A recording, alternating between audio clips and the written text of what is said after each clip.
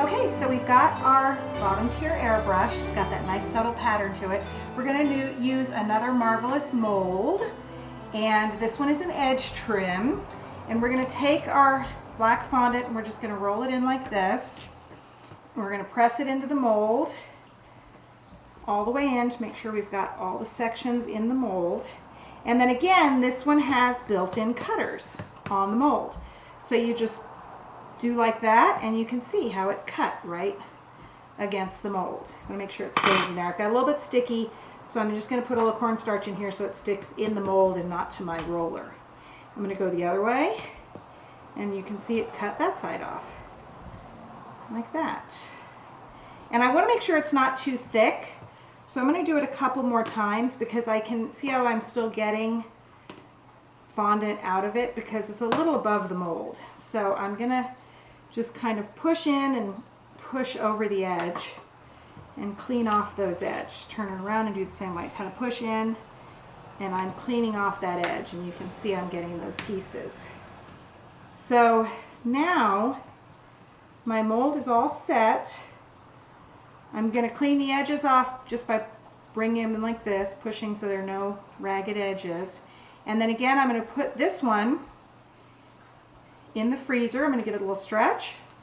This one doesn't stretch as much. You can kind of just open it. Now I could put this directly on, but I find it works better and easier for me if it's a little bit frozen. So I'm going to put this in the freezer just for about 10-15 seconds. All right, this has been in my freezer for a little while. I'm going to take some water and brush the back of the mold so it sticks to my cake. And then I'm going to peel it out. See how nicely that comes out when it's been frozen? And I'm just going to place it along the bottom, like that. So you can see how that fits there nicely. Now what's great about these molds is they marry end to end. So I'm going to do another one, and when I place it, it's going to be seamless all the way around because these molds are made to be perfectly seamless. They go one end matches up directly with the other.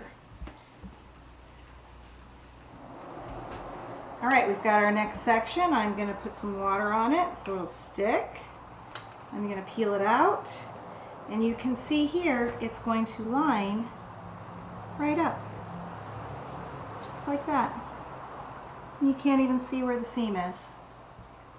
So I'm going to go ahead and do that all the way around. I'm going to do it on the bottom, and then I'm going to flip it over and do it across the top. So we have on the bottom and on the top. All right, so I went ahead and I finished the onlay on the bottom as well as on the top. It went around about 4 and just a little piece on each top and bottom, so we ended up doing 8, maybe 8.5. And what you can do is, because it repeats, you can take it and just cut another section to fit in those little pieces, where if it's only this much or if it's that much, you just fit those little pieces in and you don't even notice. So now we're going to take, I've got another mold. We're going to take this mold and we're going to press in some more black fondant. And get that all nice and pressed in there. And these silicone molds work really well if you put them in the freezer, just like this other one. I'm going to roll it in there, get it nice so it's even with the top of the mold, so it'll rest flat on the cake. And I'm going to go ahead and put this in my freezer, and then we're going to add it to our cake. All right, I've taken it out of the freezer. I'm going to peel it out of the mold, put a little bit of water on it so it'll stick.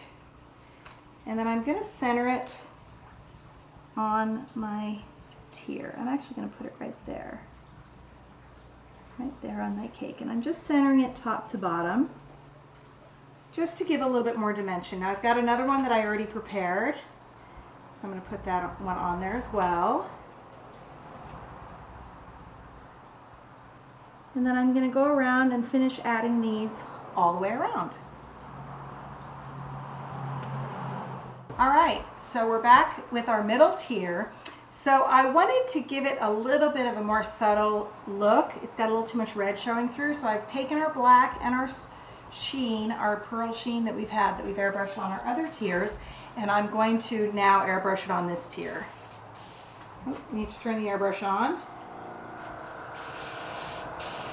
And you see it's just going to tone down a little bit of that red. because I feel like we've got a little bit too much showing through. So it's just going to give it a little bit more texture, but not quite so much red coming through. There we go. Just hit it in a couple more spots. All right, now I'm happy with that. Now we're going to finish that off in just a few minutes.